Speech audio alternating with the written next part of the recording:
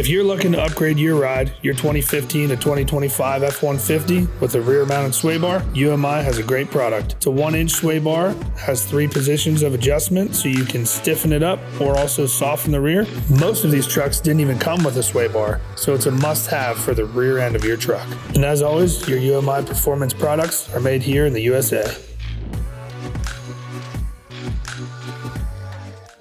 Hey guys, Dustin coming to you from the UMI Performance Race Shop. We have a new product out there for the F-150 line, and we're going to install a new rear sway bar.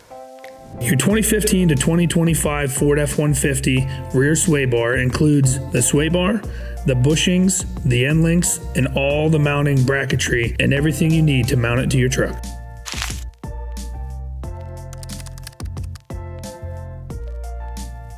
A couple of small hand tools you're going to need for this job. Some ratchets, an extension possibly, 3/16 Allen wrench, 3/4 inch socket, 11/16 inch socket. For the end links, you're going to need a 7/8 inch wrench along with a 3/4 inch wrench, a couple of zip ties to give you that extra hand, possibly a pair of pliers, either some TIG wire or an old coat hanger, some lashing wire, and a grease gun.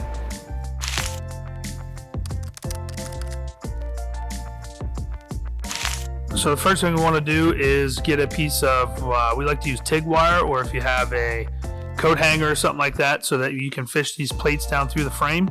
Just makes it a little easier to pop through this little hole and bend these around. So I'm just preparing to slide these down through the frame.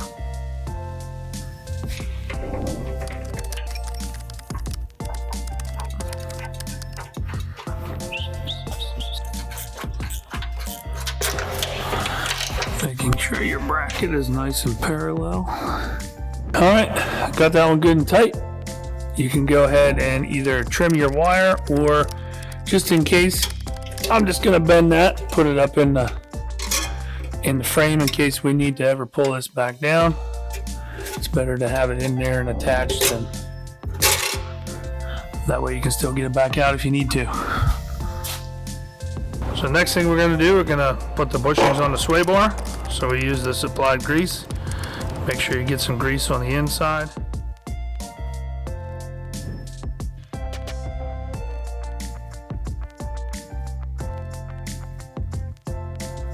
Now we'll stick the sway bar on.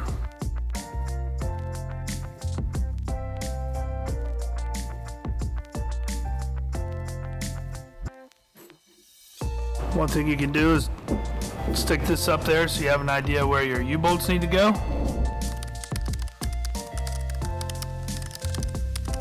So we're gonna run our U-bolts probably here and there.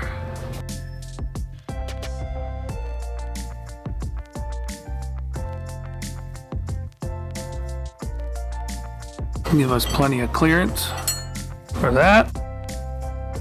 And this guy's gonna go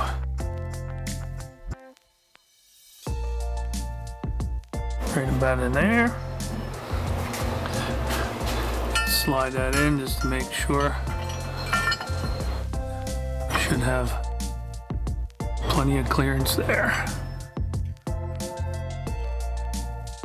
Something like that. All right. Now you gotta hold it all up at once. We're getting ready to throw the sway bar up in. I like to get a couple long zip ties just to give you an extra hand so you don't have to hold the bar up. So we'll run these zip ties up over the axle.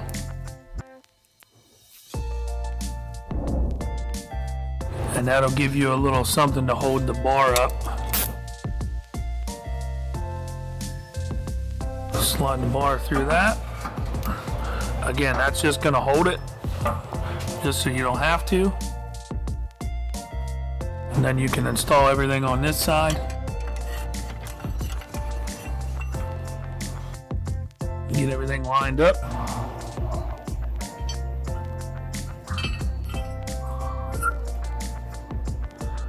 Put that on there. Grab your little spacer.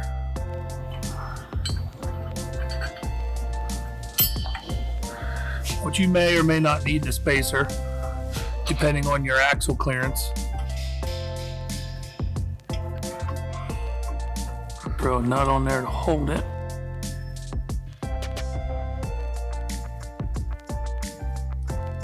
And inviting it over a buddy to give you a hand too would help. And as of right now, just leave this loose. We'll take it to the other side.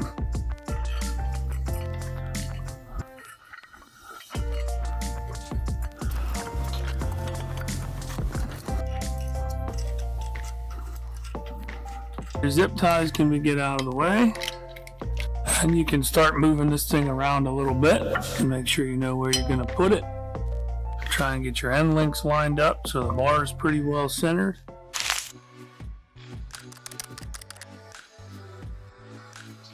So we're going to take our pre-assembled end link here, and keep in mind, depending on what exhaust you're running, whether it be the factory exhaust or aftermarket, on how the bolt is going to go through just for clearance wise. Basically just want to make sure the end link is as straight as you can get it, and we're going to run the bolt in through first to give us more clearance for the factory exhaust. Then we add our spacers so this end link can get full articulation. Then we'll feed it up top. Slide the bar over.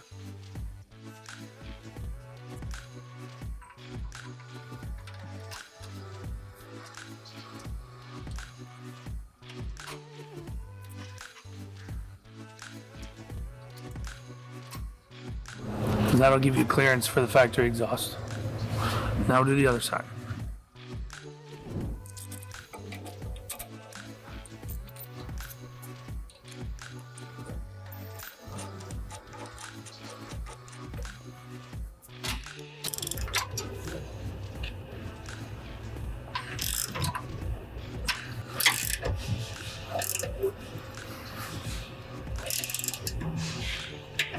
Now that we got that all tight, we just want to make sure this bar is nice and centered on the back, making sure our clamps are plenty of clearance, whether it needs to go side to side.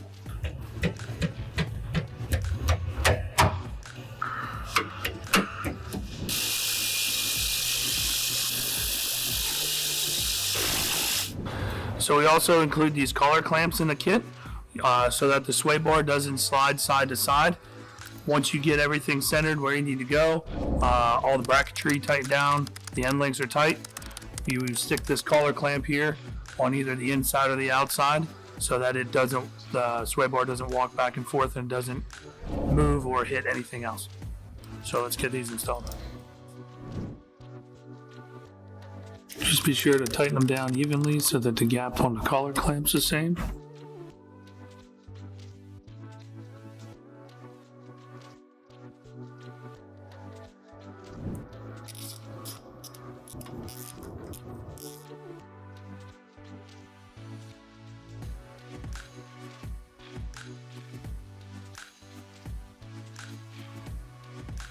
Now that we've got everything tight, other than the end links, we need to drop this truck down on the ground and get it set so that there's some free spin in both the end links, and then tighten the jam nuts. So you just want to make sure this end link's real nice and loose, make sure the bar doesn't have any preload on it, and then snug your jam nuts.